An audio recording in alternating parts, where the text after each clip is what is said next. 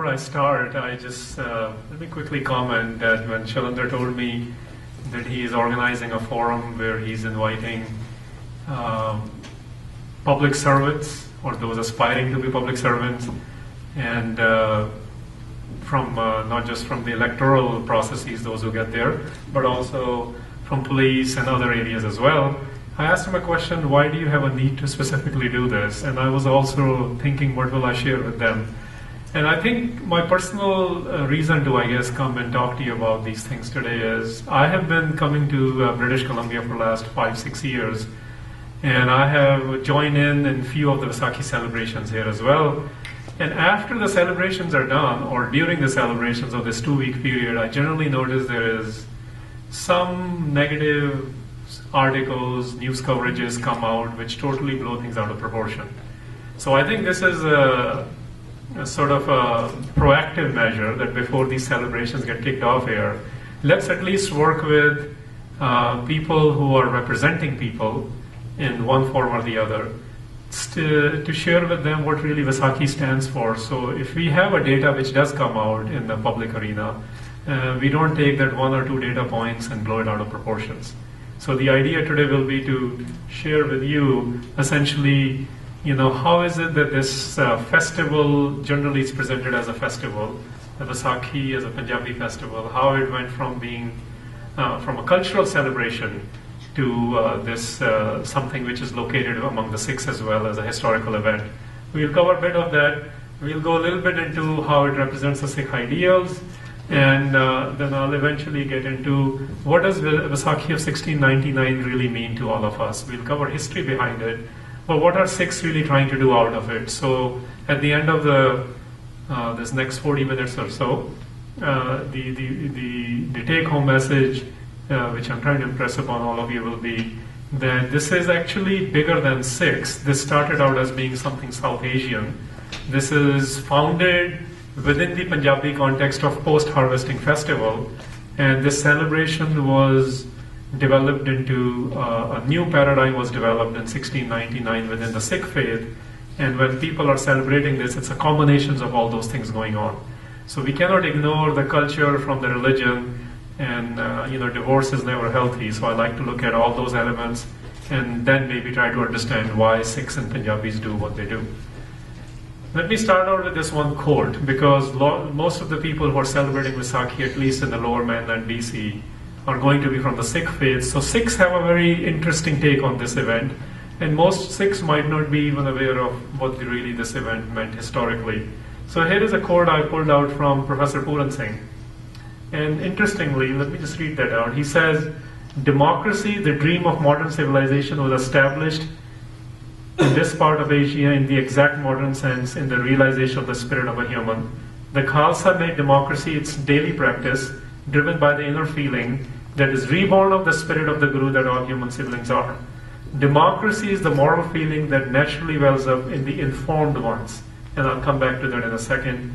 "The glorious Guru Gobind Singh called this commonwealth the Khalsa, his child, and laid the infant in the lap of the mother, Mata Sahib Deva.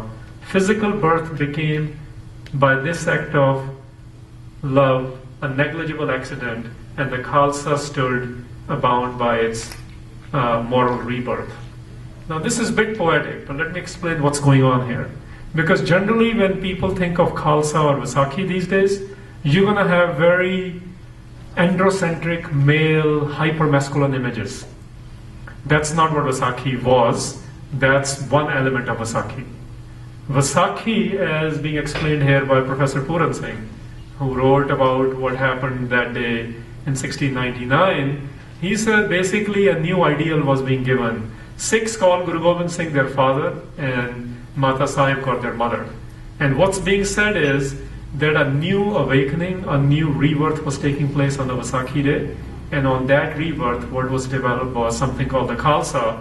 And one way to look at the Khalsa will be, every religion presents their, or belief systems present their ideal beings. Khalsa is the ideal being as presented by Guru Gobind Singh and Mata Sahib Kaur, the father and the mother of the Khalsa. So for example, if we look at from Islamic traditions, if you even read people like Jalaluddin Rumi, who has become a very known poet now in the West, he has this idea of Marde Momin, which is the man of God, that idea, the believer. If you read Nietzsche, when he is presenting the idea of Superman, that's his ideal being as he sees in the Critique of Christianity 150 years ago. So Khalsa is the ideal being, the blueprint, or from a psychological angle, there are all these archetypes which are developed. This is the ideal being Guru Gobind Singh and Mata Sahib Kaur represented.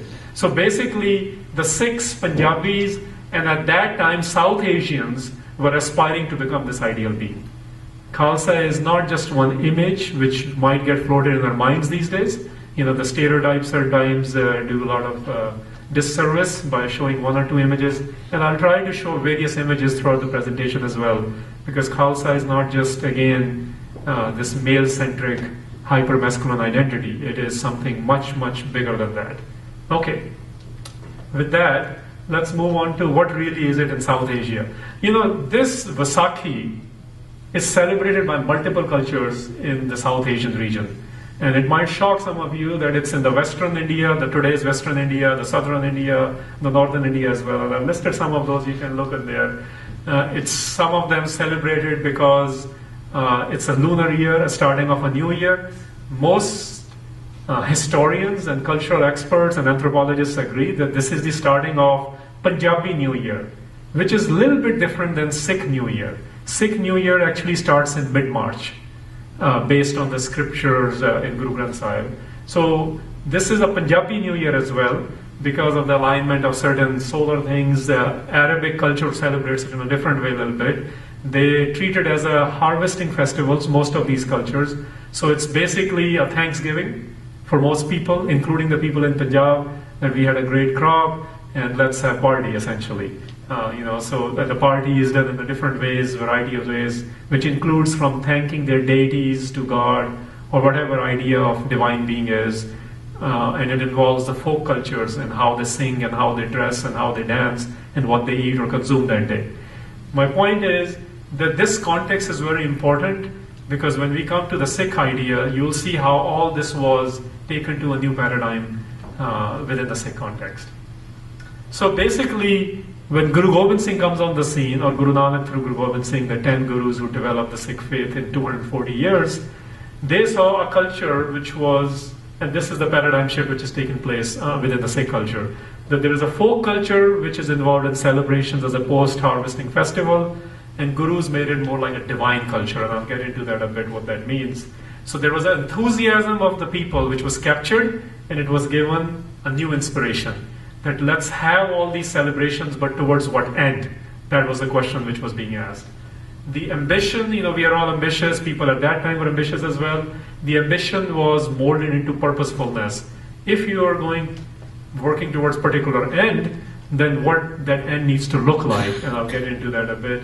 And another thing is that these cultural celebrations were very, very exclusive.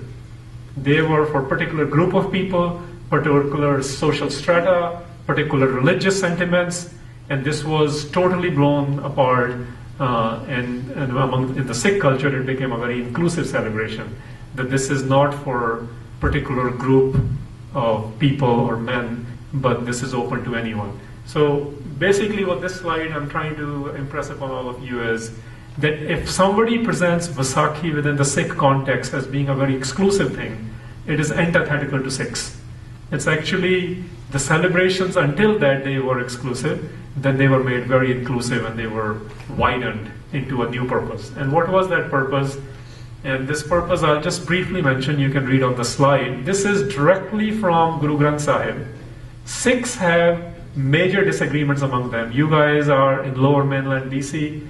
I don't need to explain that. You're witness to a lot of those.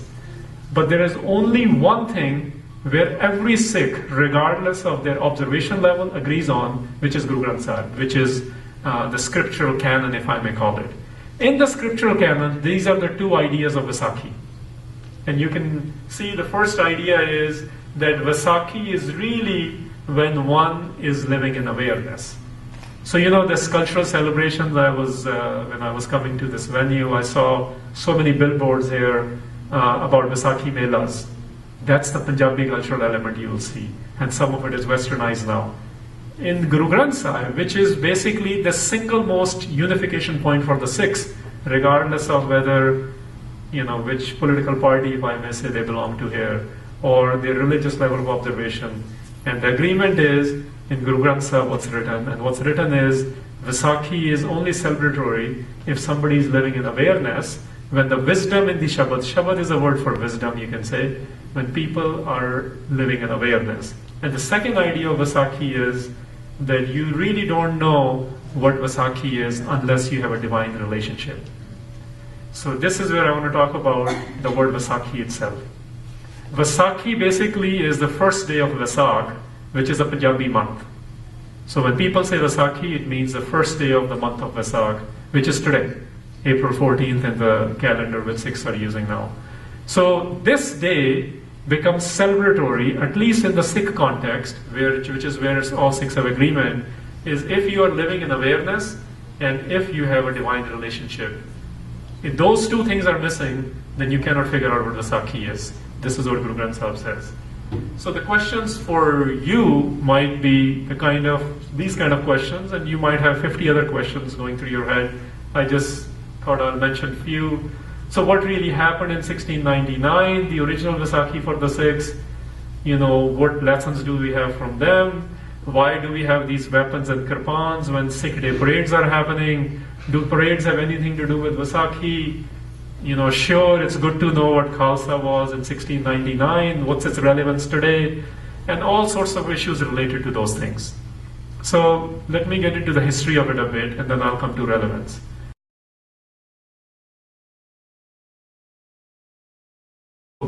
In one form or the other, to share with them what really Vaisakhi stands for. So if we have a data which does come out in the public arena, we don't take that one or two data points and blow it out of proportions.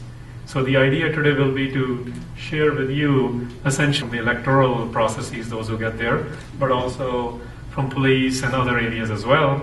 I asked him a question, why do you have a need to specifically do this? And I was also thinking, what will I share with them?